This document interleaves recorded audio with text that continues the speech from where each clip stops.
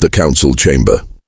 The Galaxy Council sat in their grand chamber, 12 alien species, 12 powerful leaders. They ruled the galaxy for 3,000 years. Today they had one problem to discuss: humanity. The humans are growing too fast, said Council Leader Zarn. His 4 eyes glowed red with anger. 10 years ago they had 1 planet. Now they have 12 colonies. They build ships faster than we can count. The other council members nodded. They all agreed humans were dangerous. Their technology improves every day, added Councillor Vex. Her voice was cold like ice. Soon, they will be stronger than us. We must act now. But they ask for peace, said a younger council member. They want friendship. Maybe we should. Friendship? Zarn laughed. It was not a kind laugh. We do not make friends with insects. We step on them before they bite us. The council voted. It was quick. 11 voted yes. Only 1 voted no. The decision was made. Humanity would be stopped. But how? The trap. 2 weeks later, Earth received a message. It came from the Galaxy Council itself. The message was simple and beautiful. Greetings, humans. The Council invites you to join us. Come to Unity Station. Let us talk about peace and friendship. Let us build a better galaxy together. The people of Earth celebrated. Finally. Finally, the galaxy accepted them. Humans were no longer alone. Earth sent 5 diplomats. 5 of their best people. Scientists, leaders, peacekeepers. They boarded a small ship and flew to Unity Station. The journey took 3 days. When they arrived, Unity Station looked beautiful. It was huge, like a small moon. Thousands of ships from different species docked there. Lights sparkled like stars. Music played through the speakers. Welcome, humans, said a friendly alien at the entrance. The council waits for you inside. The human diplomats smiled. They walked through the beautiful corridors. Everything felt perfect. Everything felt safe. They were wrong. The betrayal. The doors to the council chamber opened. The 5 humans walked inside. They saw the 12 council members sitting on high chairs. The room was dark. Only the council chairs had light. Thank you for coming, said Zarn. But his voice was different now. Not friendly, not warm. We are honored to be here, said Ambassador Chen, the leader of the human group. We hope to... Silence, Zarn interrupted. You will not speak unless we allow it. The humans looked at each other. Something was wrong. Very wrong. Zarn stood up. Humans of Earth, you are under arrest. Your crimes, growing too fast, building too many ships and threatening council peace. What? Ambassador Chen stepped forward. We did nothing wrong. We only... Soldiers appeared from the shadows, 20 armed guards. They surrounded the humans. The humans had no weapons. They came for peace, not war. Take them to the prison cells, Zarn ordered. The soldiers grabbed the human diplomats. They did not hurt them, but they were not gentle either. The humans shouted. They asked questions. No one answered. Within minutes, all 5 humans were locked in cells deep below Unity Station. The message to Earth. Zarn pressed a button. A hologram of Earth appeared in the center of the council chamber. Attention, humans of Earth. Zarn spoke slowly. Your diplomats are now our prisoners. From this moment, humanity is banned from space travel. Stay on your planets. If you send any ships into council space, we will destroy them. If you resist, we will destroy your colonies. You have no choice. Obey or die. The message was sent. Then Zarn did something worse. He cut all communication lines to Earth. No messages in, no messages out. Earth was alone, silent, blind. It is done, said Vex. The human threat is ended.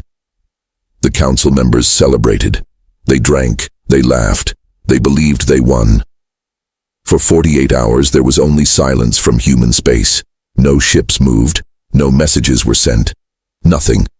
The council thought humans accepted their fate.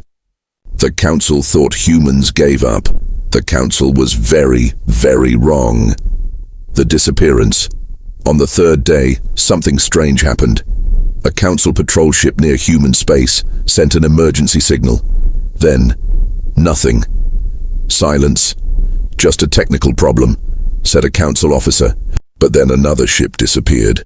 Then another, then 5 more, all near human territory. All gone without a trace. No battle, no distress calls, just gone.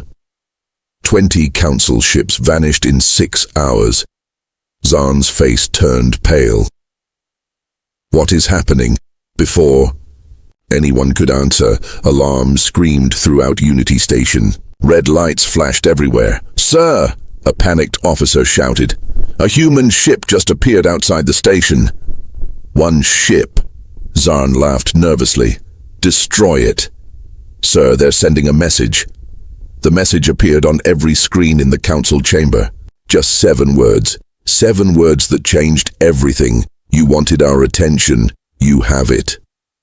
The human ship did not fire. It did not move. It just waited, watching, like a predator watching its prey, and somewhere in the darkness of space, hundreds more human ships were already moving. The council's fatal mistake was complete. Impossible. Zahn slammed his fist on the table. How did humans build a fleet so fast? We watched them. We had spies. The council emergency meeting was chaos. Everyone talked at once. Everyone was afraid. "Sir, we have reports coming in," said an intelligence officer. His hand shook as he read the data. "Our scans show hidden human bases. Dozens of them. Where?" demanded Vex. "Everywhere, ma'am. Inside asteroid fields. On dead moons. Even in radiation zones where our scanners cannot reach. They've been there for years." Zahn felt cold fear in his stomach. "What else?" The officer's voice dropped to a whisper. "Their technology, sir. It's not primitive. It's advanced, very advanced. Their weapons, their shields, their engines, all beyond what they showed us." "They were hiding," Councillor Vex said slowly. "All this time they pretended to be weak. But why?" asked another council member. "Because," said the young council member who voted against the plan, "they wanted to see who their real enemies were. Now they know." "It's us." The room went silent. The truth hit everyone at once. Humans weren't the prey. The council was. The hunt begins. Admiral Sarah Mackenzie stood on the bridge of the human warship Retribution. She looked at the star map in front of her. Red dots showed council military bases. There were hundreds of them. "Orders, Admiral," asked her second officer. Sarah's voice was calm but cold. "Find every council warship. Ignore civilian ships. Ignore trade vessels. We only want their military, and we want them all. What about prisoners, ma'am? We'll rescue our people. But first, the council needs to understand something." Sarah pointed at the map. "They touched our family. Now they learn what that means." The human fleet split into 20 groups. Each group had 15 ships. They moved through council space like ghosts. Fast, silent, deadly. The first council military base was Station Trava, 300 soldiers, 50 warships. They thought they were safe. They were wrong. Human ships appeared from nowhere. The battle lasted 4 minutes. Not 4 hours. 4 minutes. When it ended, every council warship was destroyed. The station was damaged but intact. The soldiers were alive but shocked. A message played on repeat. "Leave human space. Return our diplomats. You have 24 hours. Then the human ships vanished. The council's best warriors. "Send the elite guard," Zarn ordered. "Send our best warriors. Show these humans what real soldiers look like." The elite guard was famous across the galaxy. 1,000 of the greatest fighters. They never lost a battle. They wore black armor. They feared nothing. Their commander was General Cross. He had won 50 wars. He was 7 feet tall, pure muscle, and covered in battle scars. "I will bring you human heads," Cross promised the council. He took 500 elite guards and 10 of the council's best warships. They went to hunt the humans. They found a human supply convoy. Just 3 ships, small ones, easy targets. "Pathetic," Cross laughed. "Attack!" The council ships moved forward, their weapons powered up. Victory seemed certain. Then everything went wrong. The 3 human supply ships were not supply ships at all. Their hulls opened. Weapons appeared. Big weapons. The battle was brutal and short. The Council's best warships exploded one by one. The elite guards tried to board the human ships. Bad idea. Human soldiers met them inside. The humans were smaller but faster, smarter, more efficient. They fought like machines. Perfect coordination. Zero mercy. In 20 minutes it was over. General Cross survived. Barely. Only 50 of his elite guards made it out alive. He sent a message back to the Council. Just 3 words. We cannot win. The Council's panic. The Council chamber was no longer calm. It was panic. Pure panic. They destroyed 15 bases in 2 days. Our best warriors failed. They're not even slowing down. How do we stop them? Zahn tried to stay calm. He failed. His voice cracked when he spoke. Send a message to the humans. Tell them we want to negotiate. The message was sent. The human response came in seconds. Return our diplomats. Leave human space. You have 24 hours. That's the same message as before. Vex screamed. Don't they want to talk? They already talked, said the young council member quietly. We arrested them. Remember? Zahn stood up. His pride was still strong even in fear. We are the Galaxy Council. We ruled for 3,000 years. We will not bow to these primitives. Then what do we do? Asked Vex. Before Zahn could answer, every alarm in Unity Station started screaming. Officers ran everywhere. Screens flashed red. Sir. Scanners show. Oh no. Oh no. What? Zahn shouted. Sir, 300 human warships just appeared around our home world. They're surrounding the planet. The council members rushed to the windows. Far below they could see their beautiful home planet. Blue oceans, green forests, billions of people, and surrounding it all like a ring of steel was the human fleet. But the humans didn't fire. They didn't attack. They didn't move. They just waited, watching. The silence. 24 hours began to count down. The council watched in horror. Their home world was trapped. Their people were terrified. Their military was destroyed or hiding, and the humans, they just floated in space, silent, patient, like death itself waiting at the door. What are they waiting for? Whispered Vex. The young council member answered. They're waiting to see if we're smart enough to surrender. If we're not, he pointed at the human fleet, then they show us what real wrath looks like. Zahn stared at the human ships. For the first time in his long life, he understood true fear. The humans had stopped playing nice, and the council was about to learn what that really meant. Day 1. The human fleet held position around the council homeworld. Not one ship moved, not one weapon fired. They just waited. Inside the planet, panic spread like fire. The supply ships cannot land, reported a council officer. The humans block everything. Food, medicine, fuel, nothing gets through. What about our military ships? Asked Zahn. Can they break the blockade?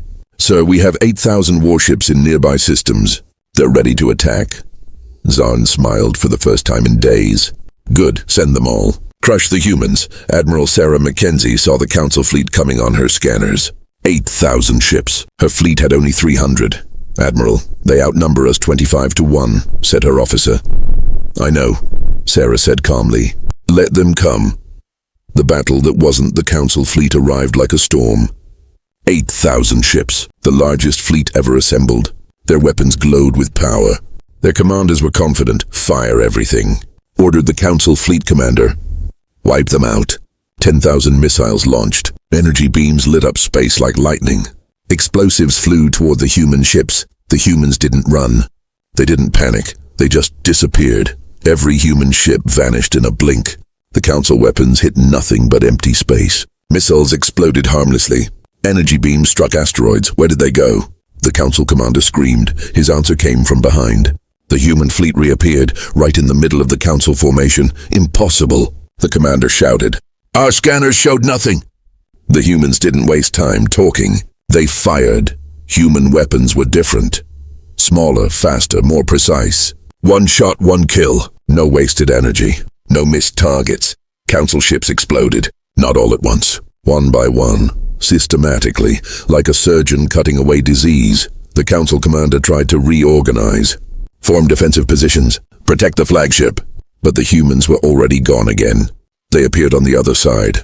More council ships died. It wasn't a battle. It was a hunting lesson. For 6 hours, the council fleet chased shadows. For 6 hours, their ships exploded. The humans barely got scratched. When it ended, 7,000 council ships were destroyed or disabled. The humans, they lost 12 ships. 12 out of 300, the surviving council ships ran away. They didn't even ask permission. They just ran. Psychological warfare, day 2.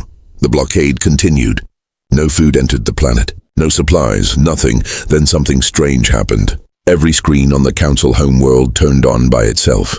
Every computer, every communication device, even the giant public screens in city centers. What is this? Zarn demanded. Who did this? The answer appeared on every screen. A human face, a woman, not a soldier. A historian. People of the council world, she said. Her voice was calm but firm. For 3,000 years, your leaders told you they brought peace to the galaxy. They lied. Images appeared. Old footage, ancient records, documents sealed for centuries. 1,000 years ago, the council met the Dalvian species, a peaceful race. They refused to join the council, so your leaders killed them. All of them. 3 billion Dalvians gone. More images, more species, more death. The Trelans, the Morkesh, the Yuvani. 47 species total. All destroyed by your council. Not for peace, for power. Zarn watched in horror. Turn it off. Cut the broadcast. We can't, sir, an officer shouted. They control everything. Our entire network, the human historian continued. Your council stole technology from dead species. They erased cultures. They rewrote history. And they told you it was all for the greater good. Images of council leaders appeared. Secret meetings. Plans to destroy other species. Evidence. Proof. Everything. We are not asking you to hate your leaders, the historian said. We are asking you to see the truth, then decide for yourselves. The broadcast ended. Silence filled the council world. Then the riots started. The galaxy turns day 3. News of the broadcast spread across the galaxy. Every species received the same evidence. Every planet saw the same truth. The council's allies started sending messages. One by one, they abandoned the council. We stand with humanity. The council lied to us too. We will not fight for liars and murderers. Within hours, the council lost everything. Their alliances, their trade agreements, their reputation. Gone. Zarn sat alone in the council chamber. Most of the other council members had already fled. Only Vex remained. We lost, she said quietly. No. Zarn stood up. His eyes were wild, desperate. We still have one option. Vex looked at him with horror. You don't mean the Omega Protocol, Zarn said. 6 planet killer weapons, hidden in deep space. We can destroy the human colonies.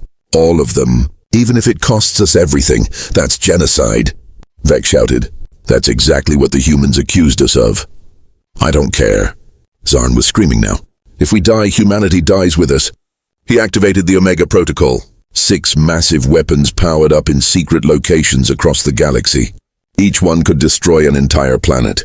They aimed at 6 human colony worlds, millions of humans, families, children, all about to die. The final surprise. The weapons launched. 6 missiles. Each one carried enough power to crack a planet in half. They flew through space toward their targets. On Earth, alarms screamed. People watched the sky, knowing death was coming. Admiral Sarah Mackenzie stood on her bridge. She looked calm. Too calm. Admiral, the missiles will hit in 30 seconds. Her officer shouted. We need to evacuate. No, Sarah said simply. Watch, 20 seconds. The missiles got closer. 15 seconds, 10 seconds, 5 seconds. Then they exploded. All 6 of them. Exploded in empty space. Far from any planet, far from any people. Zarn stared at his screen in disbelief. What? What happened? His computer answered. But it wasn't his officer speaking. It was a human voice. Did you really think we didn't find your secret weapons? The voice said. We've controlled them for 2 weeks. We were waiting to see if you were foolish enough to use them. Impossible, Zarn whispered. You still don't understand, the human voice continued. This entire war, we were always 10 steps ahead. Your spies worked for us. Your secure networks, we owned them. Your secret weapons, we controlled them. You never had a chance. Zarn fell to his knees. For the first time, he truly understood. Humanity didn't just win the battle. They owned the war from the very beginning. The Council's final weapon had failed. Their last hope was gone. Outside Unity Station, the human fleet remained, still waiting, still watching. A new message appeared on Zarn's screen. Simple, final, surrender now, or we stop being merciful. Zarn looked at Vex, she looked at him. They both knew the truth. The Galaxy Council was finished. The council chamber was empty except for 3 people. Zarn, Vex, and the young council member who voted against the plan from the beginning. "It's over," said the young member. His name was Torin. "We must surrender." Zarn's pride was broken. His 4 eyes were dull, empty. "If we surrender, they will kill us." "Maybe," said Torin, "but if we don't surrender, they will destroy our entire world. Billions will die. Is your pride worth billions of lives?" Zarn said nothing. He knew the answer. Vex pressed the communication button. "Human fleet, this is Counselor Vex. We wish to discuss terms of surrender." The response came immediately. "Unconditional surrender. Release our diplomats within 1 hour. Council leaders will be arrested and face trial. Accept these terms or face complete military destruction." No negotiation. No compromise. Just cold, hard facts. Zarn closed his eyes. "I accept." The return. 1 hour later, a small ship left Unity Station. It flew slowly toward the human fleet. Inside were the 5 human diplomats. They had been in prison for 2 weeks. Ambassador Chen looked tired. Her clothes were dirty, but her eyes were still strong, still proud. "Did Earth really send the entire fleet for us?" she asked a council guard. The guard nodded. "Your people destroyed half our military to rescue 5 prisoners." "What kind of species does that?" Chen smiled. A tired, sad smile. The kind that doesn't leave anyone behind. The small ship docked with Admiral Sarah Mackenzie's flagship. The airlock opened. The 5 diplomats walked out. Sarah saluted them. "Welcome home," Chen saluted back. Then she did something unexpected. She hugged Sarah. The tough admiral, the hardened soldier, hugged her back. "We knew you'd come," Chen whispered. "Always," Sarah replied. Behind them, human soldiers watched. Many had tears in their eyes. They fought for 2 weeks. Lost friends, lost ships, all to bring 5 people home, and they would do it again. Without hesitation, the arrests. 3 human ships landed on the Council home world. Soldiers emerged, but they didn't come to destroy. They came to arrest. The list was long. 73 council members, current and former, all guilty of war crimes. Zarn waited in his office. He didn't run. He didn't hide. What was the point? Human soldiers entered. They were polite, professional. They put special handcuffs on Zarn's forearms. "Former council leader Zarn," said the human officer, "you are under arrest for crimes against sentient species. You will face trial at the Galactic Justice Station. You have the right to remain silent. You have the right to legal defense, rights." Zarn laughed bitterly. "We gave your diplomats no rights. Why do you give us any?" The human officer looked at him coldly. "Because we're better than you." Those words hurt more than any weapon could. The trial 2 months later. Galactic Justice Station, a neutral space station built specifically for the trial. Representatives from 200 species came to watch. The courtroom was massive. At the center, 73 council members sat in special prisoner boxes.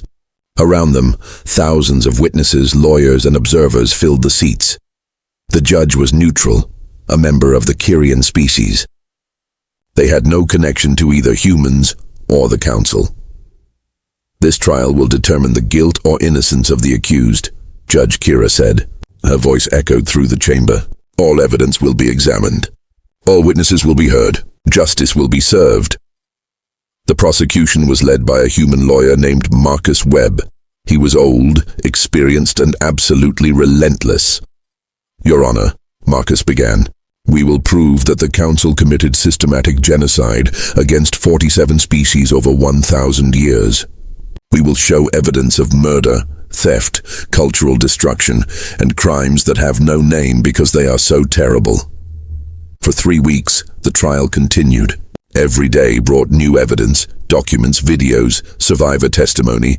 A Dalvian survivor, one of only 12 left from her entire species, testified. They came to our world with smiles. They said they wanted peace.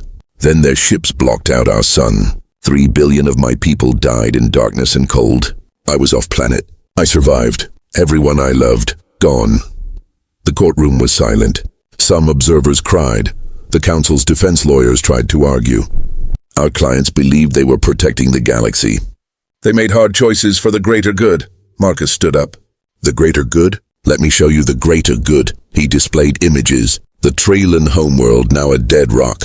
The Morkish cities burned to ashes. The Yuvani culture, completely erased. These species didn't threaten anyone, Marcus said.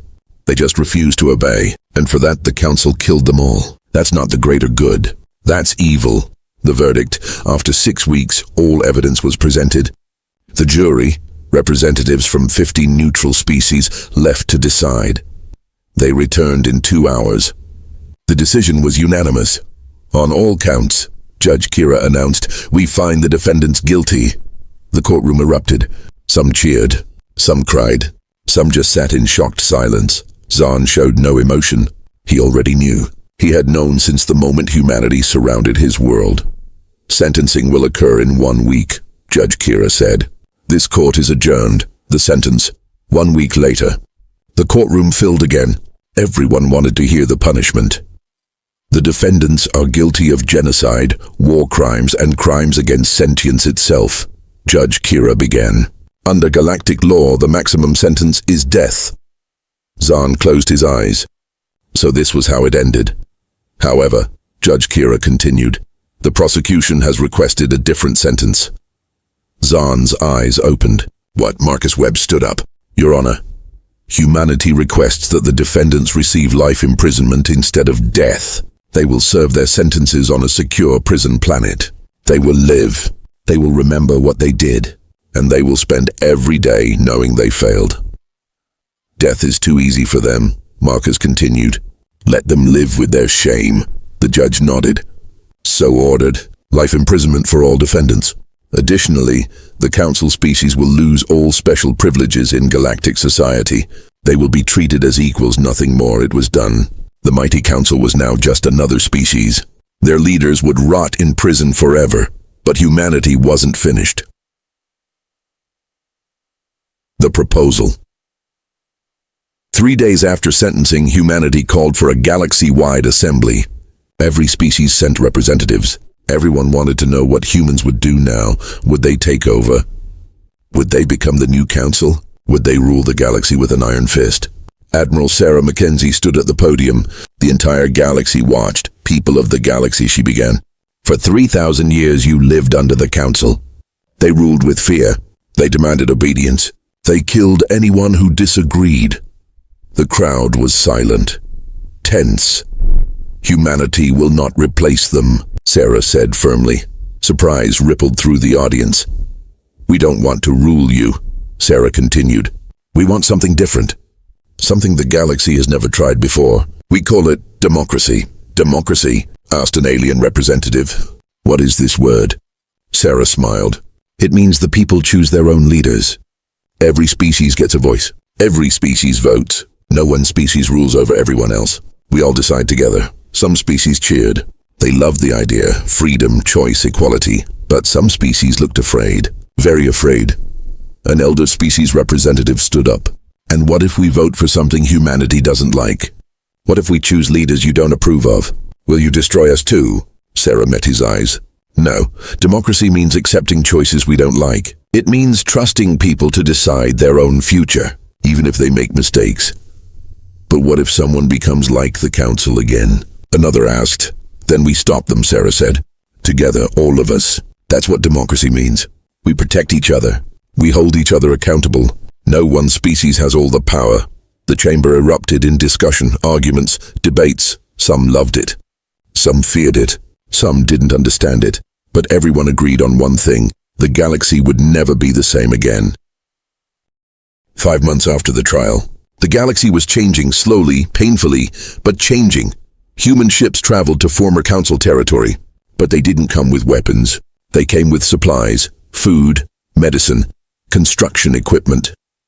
On the council homeworld, human engineers worked alongside council citizens. They repaired damaged buildings, fixed power stations, restored water systems. A young council worker named Tallis watched the humans with confusion. "Why do you help us? We tried to destroy you. We arrested your people. We attacked your colonies." A human engineer named Robert looked up from his work. He was covered in dirt and sweat. "Because the war is over. You're not our enemy anymore. You're just people who need help." "But your people died fighting us," Tallis said. "Don't you hate us?" Robert was quiet for a moment. "Some of us do. Some of us will always hate what your leaders did. But hate doesn't rebuild cities. Hate doesn't feed children. So we choose something else." "What?" Tallis asked. Robert smiled, a tired but genuine smile. "Hope. We choose hope." The technology sharing. The Galactic Assembly met for the first time. 200 species. One station. Endless arguments. "Humanity proposes free technology sharing," announced Ambassador Chen. She was fully recovered now, strong, confident. "Our medical technology, our agricultural systems, our energy solutions, we will share them with everyone, for free." The assembly erupted in chaos. "Free?" shouted a Corvan representative. "Nothing is free." "What do you want in return?" "Nothing," Chen said simply. "Lies," another species yelled. "Humans want to control us through debt." Chen remained calm. "No debt, no strings, no control. We give because we can, because it's right." An elderly Myran representative stood up slowly. She was 300 years old. She had seen many wars, many lies. "I have lived long. I have seen many species promise peace. They all wanted something. Why should we trust humanity?" Chen looked directly at her. "Because 5 months ago we had the power to rule you all. We had the weapons. We had the fleet. We could have become the new council, but we didn't. That's why you should trust us." The assembly was quiet. The old Miran sat down slowly. "Perhaps," she said. "Perhaps you are different." The vote was called. Technology sharing passed. Not unanimously, but it passed. Humanity began sharing.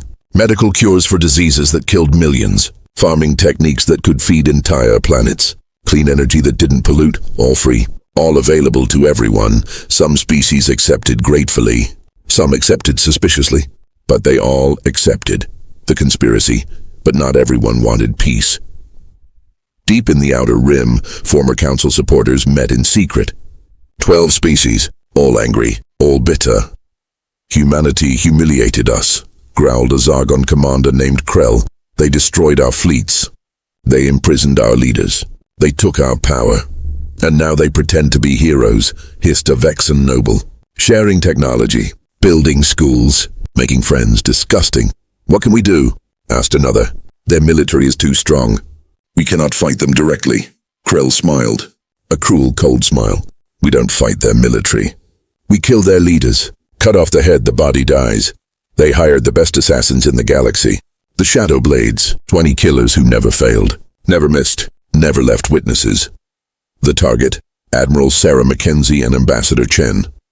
They would be killed during the upcoming Unity ceremony, a celebration of the new galactic democracy. Thousands would attend. Security would be tight, but the Shadow Blades were better. The Unity ceremony. 6 months after the war ended, Unity Station was transformed. Decorations from 200 cultures hung everywhere. Music from 1,000 worlds played. Species that fought for centuries now stood together, talking, laughing, building friendships. At the center, Admiral Sarah Mackenzie and Ambassador Chen stood on stage. They were about to sign the Unity Charter, a document that would officially create the new democratic galaxy. "Today," Sarah said to the crowd, "we don't just end a war. We begin something new, something better." In the crowd, hidden among thousands of aliens, 20 assassins moved into position. Their weapons were small, silent, deadly, impossible to detect. Chen stepped forward with the signing pen. "This charter represents hope. It represents..." The first shot fired. Time seemed to slow down. The energy bolt flew toward Chen's head. In 1 second she would be dead, but human reflexes are fast, very fast. A human security agent dove. He pushed Chen aside. The bolt hit him instead. He fell. Blood spread across his uniform. Chaos erupted. Screams filled the station. People ran in all directions. 19 more assassins revealed themselves. They fired at Sarah, at Chen, at other human leaders, but they made one fatal mistake. They assumed human security would be surprised. They were wrong. The response. Human security knew about the assassination attempt for 3 weeks. They let it happen, not to risk lives, but to catch everyone involved. The moment the first shot fired, hidden human soldiers appeared. They wore advanced camouflage armor. They had been invisible, waiting. The battle was short and brutal. 15 assassins died in seconds. 5 survived, barely. Sarah stood calmly amid the chaos. She wasn't even hurt. Neither was Chen. The only casualty was the security agent who took the bullet. His armor saved his life. He would recover. Secure the station, Sarah ordered. Find anyone connected to this attack. Bring them to me, alive. Within hours, every conspirator was captured. The Zargan commander Krell, the Vexen noble, all 12 species who planned the attack. All arrested, all caught. The galaxy watched. Everyone wanted to know, what would humanity do now? The trial again, another trial, another courtroom. But this time something was different. The conspirators expected death, expected torture, expected revenge. Instead they got lawyers, fair trials, evidence presented properly, witnesses called. Due process followed exactly. Commander Krell was confused. Why? He asked his human lawyer. We tried to kill your leaders. Why do you give us fair trials? The lawyer, a woman named Sarah Chen, no relation to the ambassador, looked at him seriously. Because that's what justice means. Real justice. Not revenge. Justice. But we deserve death. Krell shouted. Maybe, Sarah Chen said. But that's for the jury to decide. Not us, not revenge. Not anger. Justice. The trial lasted 2 weeks. The verdict was guilty. The sentence was 30 years in prison. Not death. Prison. With a chance for parole after 15 years if they showed genuine change. Krell couldn't understand it. Your people died because of us. Our people killed your families in the war. Yet you let us live. The judge, a human named Martinez, answered. Because killing you won't bring anyone back. But maybe, just maybe, 30 years gives you time to understand what you did wrong. Time to change. We believe in second chances. Even for people who don't deserve them. 5 years later, 5 years passed. The galaxy changed more in 5 years than it had in 3,000. Democracy spread. Not everywhere. Some species still preferred their old ways. Humanity didn't force them. Freedom meant choosing your own path. Trade flourished. Not controlled by one council, but open to everyone. Small species became successful. New technologies emerged. Art, music, and culture mixed in beautiful ways. The council prison planet remained. Zarn was still alive, still imprisoned. Sometimes human teachers came to the prison. They taught about democracy, about justice, about peace. Some prisoners listened. Some changed. Some, like Zarn, refused to learn. On Earth, a memorial was built. It listed every human who died in the war. 12,000 names. 12,000 families who lost someone. Admiral Sarah Mackenzie visited the memorial every year. She was older now, retired, but she never forgot. Did we do the right thing? A young reporter asked her during one visit. Some people say we should have been harsher, should have ruled with strength. Sarah touched one of the names on the wall. Lieutenant James Park. He died saving a civilian transport during the council's last attack. He was 23 years old. James died believing in something. Sarah said quietly. Not revenge. Not power. He believed people could be better, could do better. 5 years later, I see species working together, building together, living together. Yeah, we did the right thing. The legacy. The young council worker, Tallis, was now an engineer. He designed new buildings using both council and human techniques. His latest project was a school, a place where children from 20 different species would learn together. Robert, the human engineer who helped rebuild the council world, came to visit. He was older too. Gray hair, more wrinkles, still kind. You did good work, Robert said, looking at the school. I learned from the best, Tallis replied. He meant it. They stood together in silence. Once enemies, now friends. Do you think it will last? Tallis asked. This peace? This democracy? Robert thought carefully. Honestly, I don't know. History says every peace eventually ends. Every democracy faces challenges. There will be wars again, mistakes, setbacks. Then why try? Tallis asked. Robert smiled. Because between the wars there are moments like this. Children from different worlds learning together. Former enemies building schools side by side. That's worth fighting for. That's worth protecting. The future. In deep space, far from any inhabited world, something stirred. An ancient signal. A forgotten enemy. Something that slept for 10,000 years. It was waking up.